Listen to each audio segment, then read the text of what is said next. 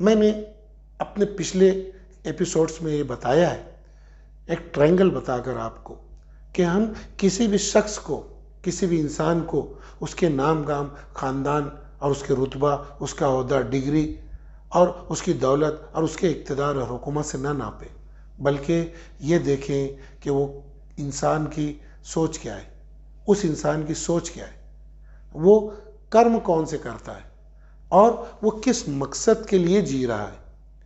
इन 3 criteria से जब हम देखेंगे तो हमें उस शख्स के बारे में सही अंदाज़ा हो जाएगा। इसीलिए आज हम एक नया ट्रायंगल बनाते हैं।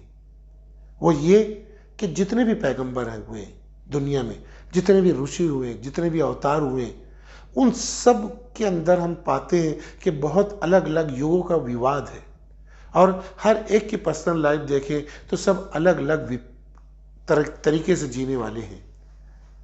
और अलग अलग युगों की वजह से क्या हुआ है कि उनके दरमियान हमें बहुत सारा विवाद मिलता है। लेकिन अगर हम हर पैगंबर, हर अवतार, हर ऋषि मुनि को इस ट्रायंगल पर रख कर देखें तो पता चलेगा कि सबका मकसद एक ही था।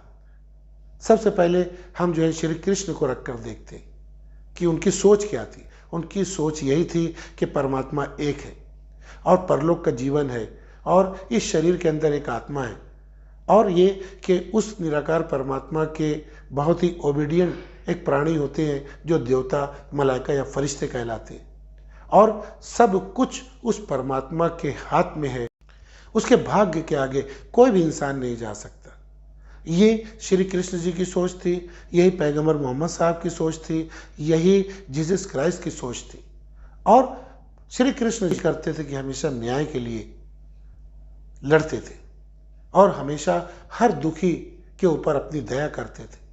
और श्री कृष्ण पैगंबर मोहम्मद साहब जीसस क्राइस्ट हमेशा ये कहते थे कि काम, क्रोध, लोभ, मोह, अहंकार से दूर रहो और अपने अंदर नम्रता लाओ, अपने अच्छी मोरलिटी, अच्छा अखलाक पैदा करो, अपने माँ बाप का एहतराम करो। सब खुद इन्हीं बातों पर काम करते थे और लोगों को भी यही काम करने के लिए कहते थे।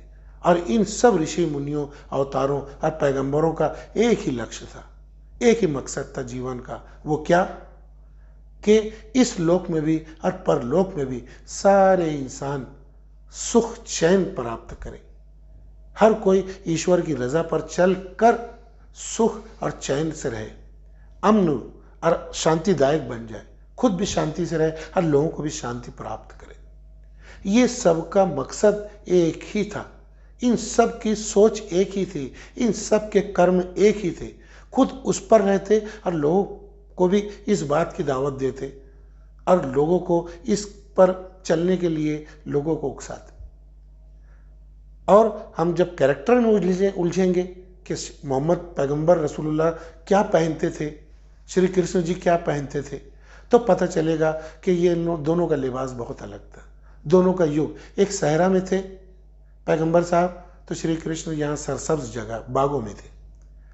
और कोई जो था 10,000 पहले था, उनके ग्रंथ संस्कृत में थे, तो पैगंबर मोहम्मद साहब का जो किताब इलाही है कुरान शरीफ वो अरबी में।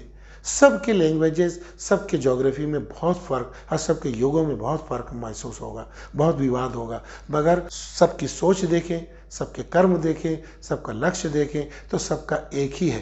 तो आज से हमारा क्राइटेरिया बना लें कि जो सब में सिमिलर पाया जाता हो उन बातों को ले, जो विवादित बातें, जो विपरीत है उसको छोड़ दें। इसकी पुष्टि कुरान शरीफ की एक सूरे से होती है जिसके नाम है शूरा, यानी मशवरा।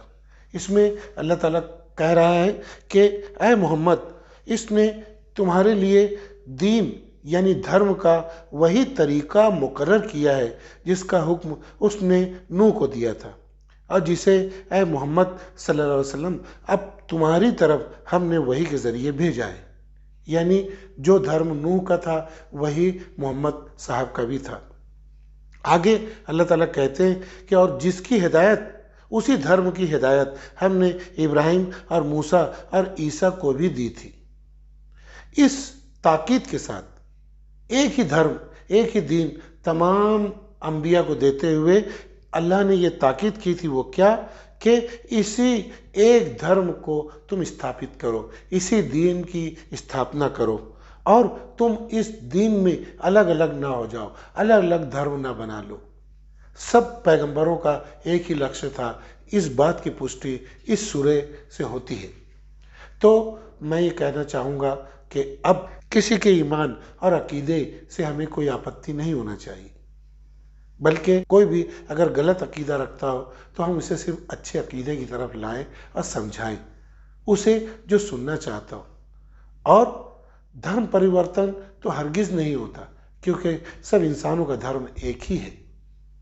मुझे कई लोगों ने कहा, हिंदू भाई बहनों ने भी और मुसलमान भाई बहनों ने भी, कि आप जो हैं लोगों का धर्म बदल रहे हैं। यानी किसी ने कहा, कुछ मुसलमानों को यह आपत्ति हुई कि मैं जो हूँ गीता की तबलीग कर रहा हूँ, मुसलमानों में गीता बांट रहा हूँ। और कुछ हिंदुओं को यह आपत्ति हुई कि मैं गीता के जरिए कुरान सुना रहा हूँ।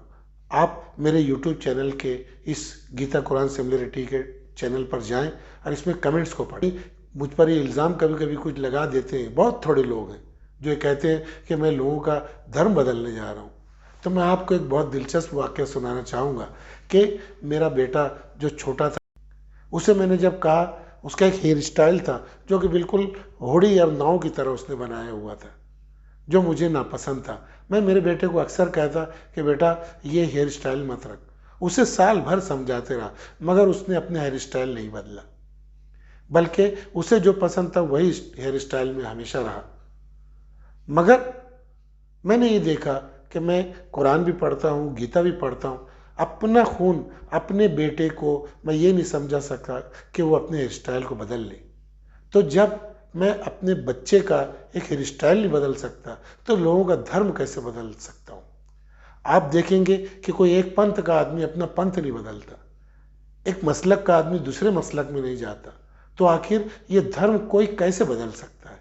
और बदलना भी नहीं चाहिए, बल्कि हर धर्म वाले को अपने धर्म की सच्ची तड़प लेकर सही धर्म क्या है इसकी तलाश करना चाहिए, और उसे इस तलाश में ईश्वरीय ग्रंथों, अवतारों, नबियों की मदद लेना चाहिए कि सच्चे नबी, सच्चे पैगंबर जो होते थे और सच्चे जो ईश्वर के अवतार होते थे, उन्होंने ईश्वरीय ग्रंथों में क्या कुछ सच्चा धर्म, एक निराकार परमात्मा, एक खुदा का बताया है, उस धर्म पर ही उन्हें चलने की कोशिश करना चाहिए। और सामने वाला कितना ही लगे कि हमारे विपरीत हो, उसे टॉलरेट करना चाहिए। और अपना अकीदा अगर उसे समझाना भी हो तो प्यार से समझाना चाहिए।